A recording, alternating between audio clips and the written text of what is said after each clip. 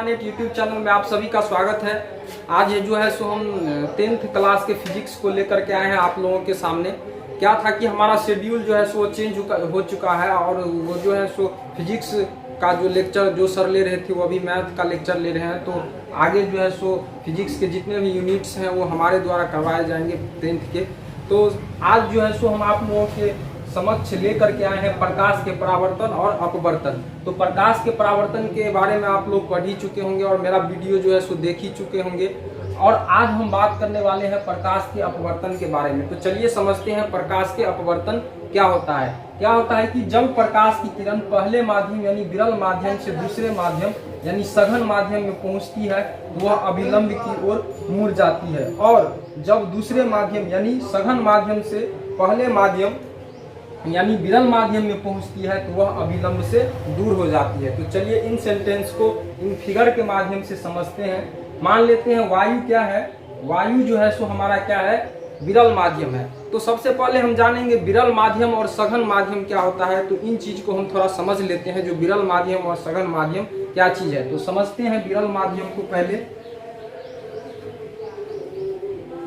विरल माध्यम, विरल माध्यम क्या होता है हमारा कि वैसा माध्यम जिस माध्यम में प्रकाश का वेग क्या होता है, अधिक होता है, उसे ही हम क्या बोलते हैं, विरल माध्यम बोलते हैं। तो इसका डेफिनेशन हम इस प्रकार से दे सकते हैं कि जिस माध्यम में प्रकाश का वेग क्या होता है, अधिक होता है, अधिक होता है, तो वो कौन सा माध्यम कहलाता है, विरल माध्यम कहलाता है। अब हम जानते हैं सघन माध्यम क्या है। सघन माध्यम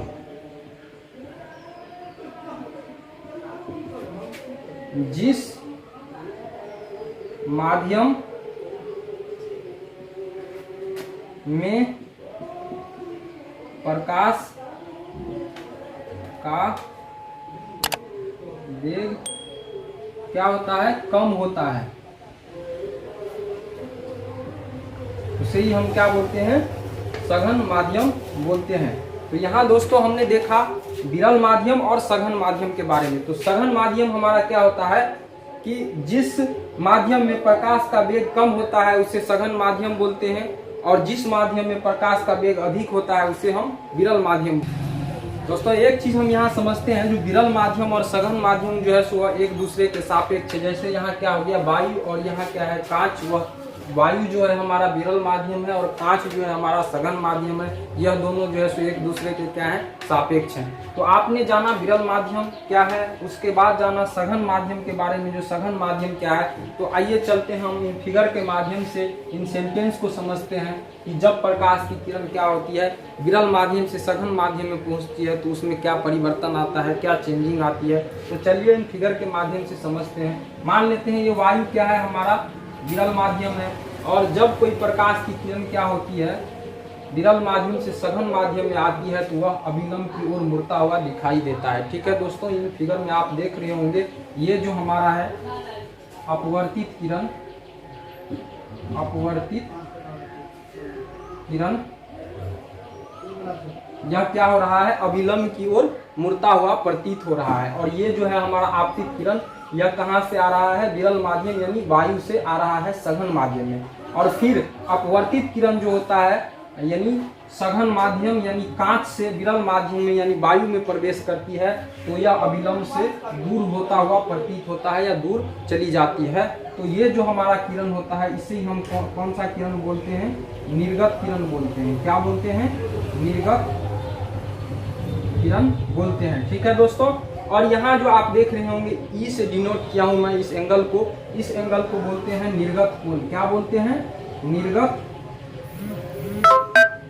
कोण। इसको क्या बोलते हैं, निर्गत कोण। और ये हमारा आई जो है सो हमारा क्या हो गया, आपतन कोण हो गया, और आर जो हमारा है वह क्या हो गया, अपवर्तित कोण हो गया। तो हमने जाना प्रकाश के अपवर्तन के बारे में।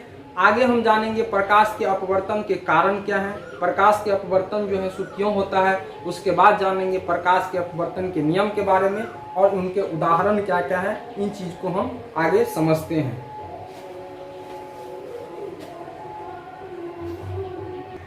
तो आगे दोस्तों हम चर्चा करते हैं प्रकाश के अपवर्तन के कारण क्या है। तो प्रकाश के अपवर्तन के कारण है विभिन्न माध्यम में प्रकाश की चाल का क्या होता है, प्रकाश की चाल जो होता है अलग अलग होता है, वही जो है सो प्रकाश के अपवर्तन के क्या होते हैं, कारण होते हैं। उसके बाद हम समझते हैं प्रकाश के अपवर्तन के उदाहरण के बारे में। इनके 3 उदाहरण हमने लिख रखा है।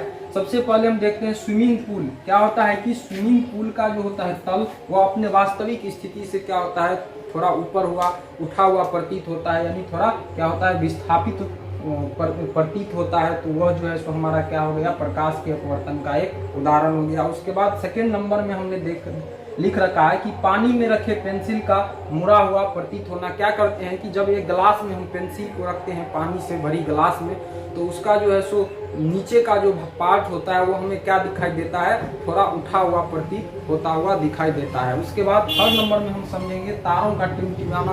आकाश में जो तारे टिमटिमाते हैं वह प्रकाश के अपवर्तन के कारण ही टिमटिमाते हैं, और ये क्यों टिमटिमाते हैं इस चीज की चर्चा हम आगे करेंगे। उसके बाद एक और बहुत अच्छा उदाहरण मैं आप लोगों को बताऊंगा। ये उदाहरण है कि मछुआरों को पानी में मछली भेजने में क्या होता है, कठिनाई होती है। और यह क्यों होती है, क्योंकि यह प्रकाश के अपवर्तन के कारण ही होता है। क्योंकि पानी में मछली जो है सो अपने वास्तविक स्थिति से थोड़ा आगे या थोड़ा ऊपर उठा हुआ प्रतीत होता है। तो यह था प्रकाश के अपवर्तन के कुछ उदाहरण। ठीक है दोस्तों, अब हम दोस्तों चर्चा करते हैं प्रकाश के अपवर्तन के नियम के बारे में। तो इनका 2 नियम है।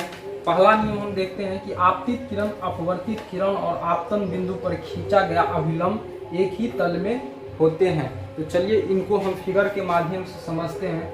ये जो हमारा क्या है, ये क्या है, आपतित किरण है, ये जो आप देख रहे हैं जो विकिरण माध्यम से आ रही है। और उसके बाद ये जो हमारा अपवर्तित किरण है, ये हो गया अपवर्तित किरण। और आपतन बिंदु, ये क्या हो गया हमारा आपतन बिंदु। ठीक है दोस्तों, और इन पर जो अभिलंब हम खींचते हैं, ये जो अभिलंब हमारा दिख रहा है डॉटेड लाइन से, यह क्या है, तीनों एक ही तल में स्थित है। तो यही जो है सो हमारा क्या हो गया, इनका प्रकाश के अपवर्तन का फर्स्ट नियम। सेकेंड नियम को हम समझते हैं। सेकेंड नियम हमारा क्या कहता है कि किन्हीं 2 माध्यम और प्रकाश के विशेष रंग के लिए आपतन कोण की ज्या और अपवर्तन कोण की ज्या का अनुपात क्या होता है, एक नियतांक होता है। यानी sin I divided by sin R equals to क्या होता है, म्यू। और म्यू जो है वह क्या है, एक नियतांक है, यानी कांस्टेंट है। और इसे, ये जो प्रकाश के अपवर्तन के द्वितीय नियम है, उसे स्नेल का नियम भी कहते हैं। तो ये है हमारा दोस्तों प्रकाश के अपवर्तन का नियम। तो दोस्तों ये था प्रकाश के 2 अपवर्तन के नियम। और ये इसका सेकेंड लॉ जो है आप देख रहे हैं, ये सेकेंड लॉ जो है कि इन्हीं 2 माध्यमों और प्रकाश के विशेष रंग के लिए आपतन कोण की ज्या और अपवर्तन कोण की ज्या का अनुपात एक नियतांक होता है। यानी sin I divided by sin R equals to mu जो है, यह क्या है, इसे स्नेल्स का नियम, यानी इसे कौन सा नियम भी बोलते हैं, स्नेल्स का नियम भी बोलते हैं। तो दोस्तों आज हमने जाना प्रकाश के अपवर्तन के बारे में। कल हम चर्चा करेंगे अपवर्तनांक और निरपेक्ष अपवर्तनांक के बारे में। तो आज के लिए इतना ही। बहुत बहुत धन्यवाद। फिर मिलते हैं कल।